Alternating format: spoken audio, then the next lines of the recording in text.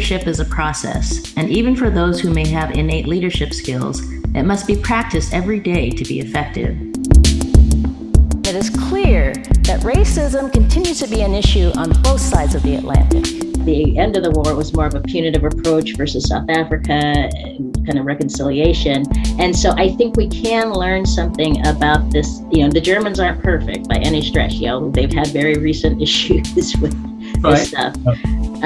But there is, I think a path to reconciliation that we have not been on as a country. I think if 9/11 hadn't happened, the U.S. would have comprehensive immigration reform right now. We would not have this huge, massive presence of border police and border patrol at the Mexico border. I mean, it would be a very different situation.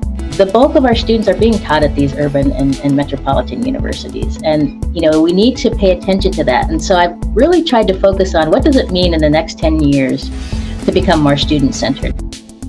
We have to learn empathy for ourselves. Mm-hmm. Right? Absolutely. Absolutely. Right? I mean, we have to understand that we have this internalized oppression that we are, suffering from in many ways, and that in order to understand the broader picture, we have to understand this for ourselves, that we are impacted by living in the sea of white supremacy. So if we don't acknowledge that, it's too easy to beat up on ourselves. Empathy is a practice, not a state of being.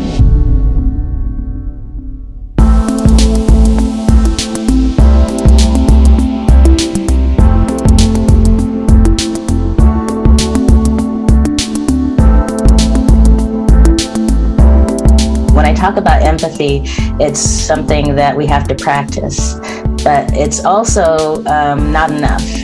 Starting from a space of understanding yourself and being willing to be vulnerable and being willing to be open and honest is the best, always the best route.